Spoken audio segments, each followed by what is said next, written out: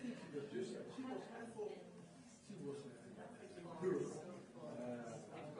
Yes, people bureaucrat, not a real political.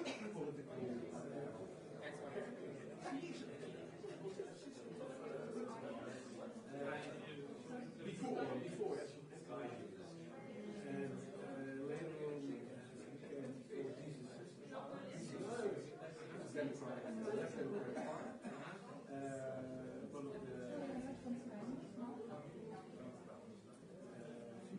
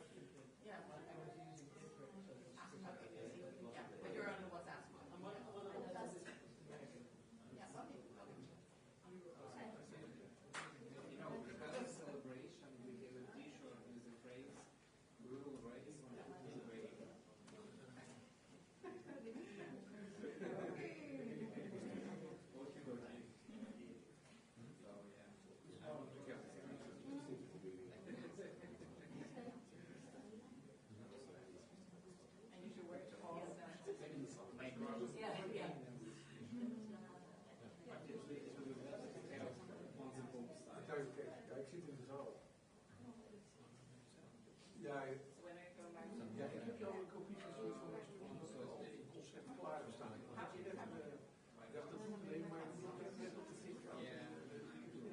Heel snel. Dat was in de persconferentie.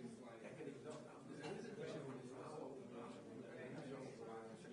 de JEF.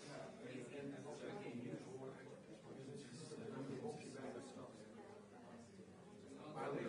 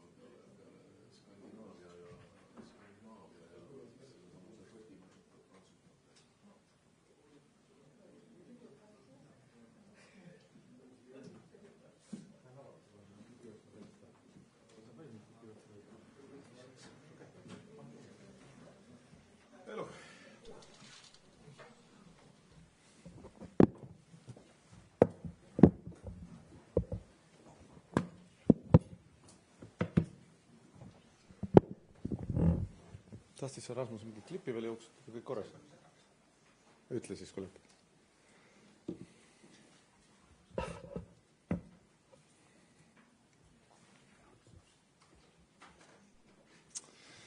Okay. Good day, and dear journalists. Over the past 1,000 days and beyond, the most pressing security issue in our region has been Russia's full-scale war of aggression against Ukraine. This critical topic took the center stage during our 2 days summit.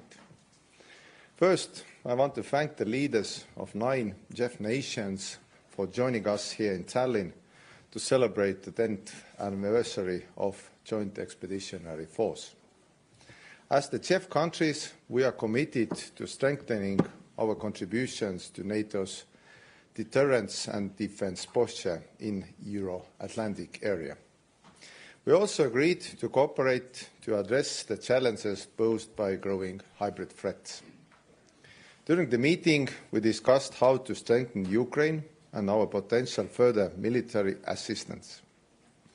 I am proud to say that JEF countries will provide Ukraine with over 12 billion euros in military assistance 2025. With the 10 leaders gathered here in Tallinn, there was no need for compromise. Our united position remains clear. We strongly support Ukraine's pathway to NATO membership today and in the future. Estonia is confident that joining NATO is the strongest security guarantee for Ukraine. At the same time, we remain determined to weaken Putin's war machine and cut off his sources of revenue. Measures like leveraging oil price cap are powerful tools to further reduce Russia's energy revenue. Moreover, yesterday we decided, together with United Kingdom, Denmark, Finland, Sweden, Norway, Netherlands, Latvia, Lithuania, Iceland, Poland and Germany, to do more to disrupt and deter Russia's shadow fleet. The UK, Denmark, Sweden, Finland and Estonia will ask suspected shadow fleet vessels for proof of insurance as they pass through the English Channel, the Danish Straits, the Sound between Denmark and Sweden, and the Gulf of Finland. And if the vessels choose not to respond to our requests, their actions will be assessed and addressed in coordination with our international partners. We also address the urgent matter of defence investments. We all agreed that the current security environment demands spending well beyond 2% of GDP on defence. We remain committed to meeting NATO capability targets and making the new regional defence plans executable. Estonia advocates for a NATO defence investment pledge of at least 2.5% to 3% of GDP at the Hague summit. We are on the same page about strengthening national defence industries to boost the production capacity of ammunition and weaponry. I would stimulate the development of Europe's defence sector and give necessary cooperation possibilities with Ukraine. Thank you for everybody for being here. Thank you. Now we'll take a couple of questions. Thank you. Adam Roberts from The Economist. Do you have any comment on the Ukrainian admission this morning that they killed a general in Moscow, the assassination of General Keir? To be honest, I have been all day in meetings, so I can comment on that later because I haven't read my signal or SMS. Thank you. Arni Alandi, Estonian public broadcaster. I have two questions. First is, you mentioned the increasing the part of GDP. Are there any concrete agreements or concrete proposals? Can we see that defense capabilities will increase to the 2.5 or 3% at the nearest years? And my second question is also about current news. How do you, as the head of government, view the decisions of Estonian Academy of Arts to sever all ties with universities of Israel? Thank you. Thank you. The first one, I would answer quite clearly that we had a long talk about assisting Ukraine as much as we can, and I would say that everybody's position behind the JEF table is that we should do more and we will do more. And with the JEF members also with the defense expenditure, everybody described that they are increasing the defense expenditure. So this group here, 1/3 of the NATO JEF members, everybody is increasing their expenditure, and we will go to the Hague summit together saying that defense expenditure and defense capabilities, interoperability between countries should increase. So our voice is quite clear on that. And everybody is increasing behind this table our defense expenditure. On the second question, I probably would say that this university needs to reconsider their actions. That is quite clear.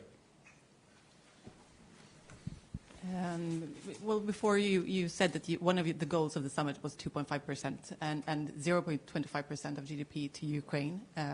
As far as I can tell, none of these figures are in the statement you read. Are you happy with the outcome of the meeting? I'm always happy when meeting like-minded people. With the outcome?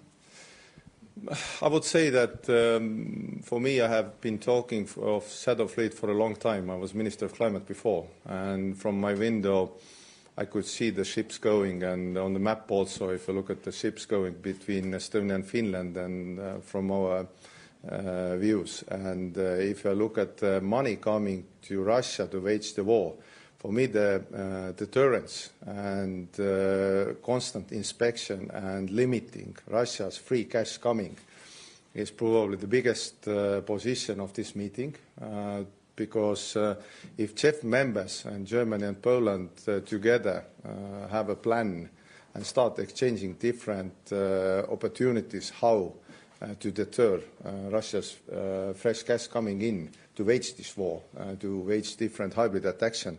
So if you would ask that if I'm happy with that, yes, I am absolutely happy, but in Estonia nobody shows that they're happy.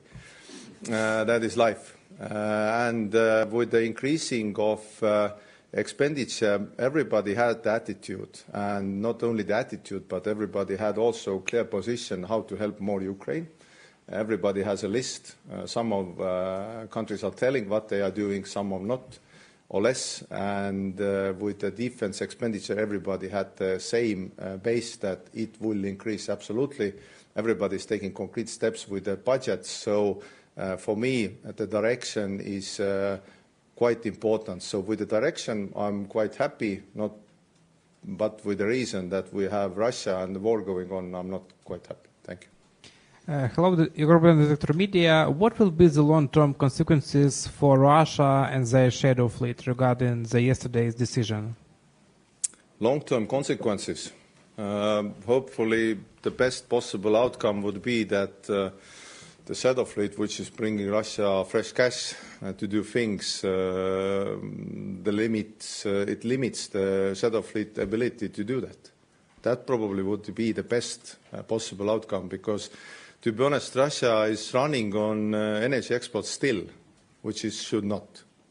So to every sane-minded European or people from the States all over the world who's looking at Russia, they are financing the war. They are financing hybrid activities against European countries, also against the States. So limiting this kind of ability is probably in Russia's pain list among, I would predict, in top 3. So we will do that, if possible. Sir, the first paragraph of the statement referred to hybrid threats as one of the priorities, but then you didn't tell us anything about what you agreed on hybrid threats and what you're going to do. In concrete, especially I'm most interested in concrete actions. Today's meeting and yesterday's talks were mostly about how to assist Ukraine, which is our first priority, to put Ukraine in position of strength, so Russia would be forced to negotiate. And also defense capabilities, what we can do together. With hybrid threats, we exchanged different information, some of which is not open information, and we agreed that next meeting that will be in May in Norway, our services, different services from every country, will have a set of overview of hybrid threats, how they are evolving, and how to counteract them together, in exchanging information, intelligence, and also techniques to do that. So we started the talks, and in May in Norway we will have concrete actions. What are the concrete steps against fresh cash? You take the microphone, probably. Thanks. Josh Pasan from Politico. Just on the broad question of what JEF is now at its 10-year anniversary.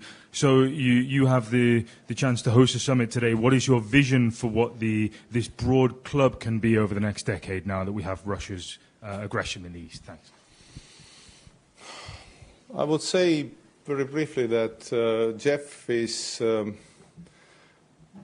should be much more agile responder than any other format. That's what it's for, and also a format that NATO member countries can have exchange of information, intelligence, and different steps that they take together.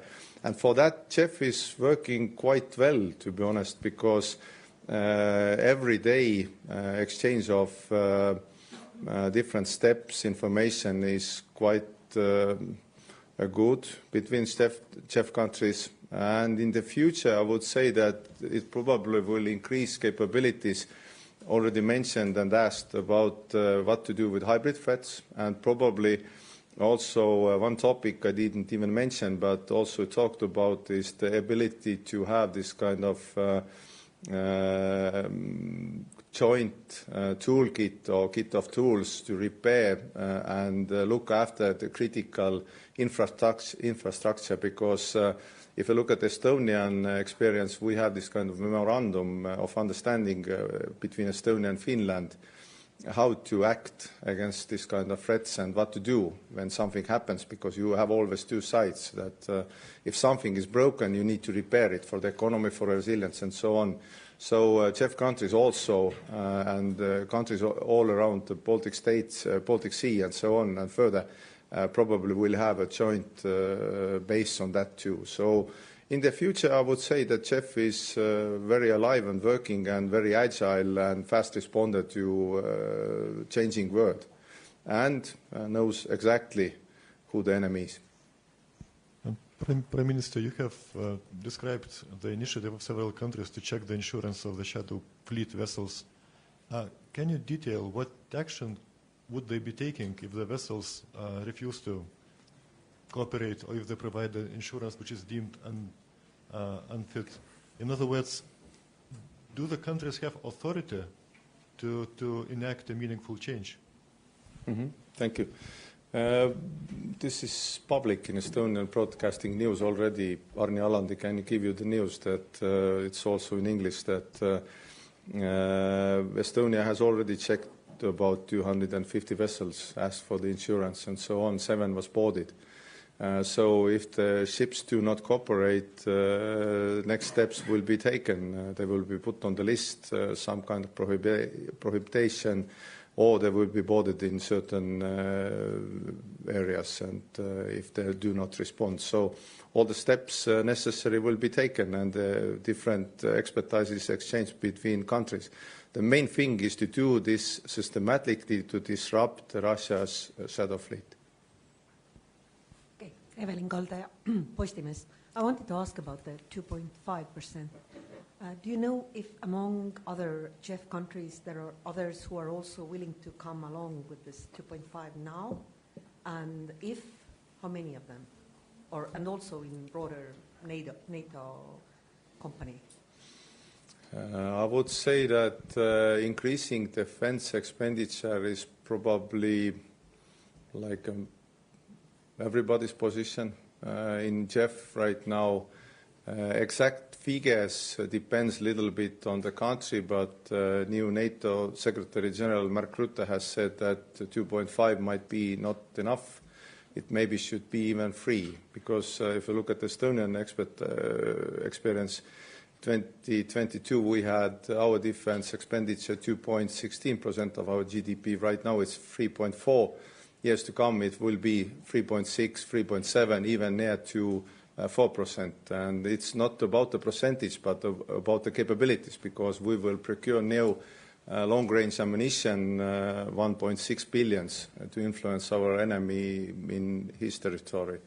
So the talks were mainly about different capabilities, increasing the capabilities, and also interoperability between capabilities, because as you understand, in the JEF, all the countries are working in a certain region together, and if the capabilities are not interoperable, then what good is to have something if you cannot use it together? So I would say that most are on increased pace, or all behind the JEF table, but the exact figures and the exact push probably will be in The Hague. But JEF members are on the side that defense expenditure probably have to increase.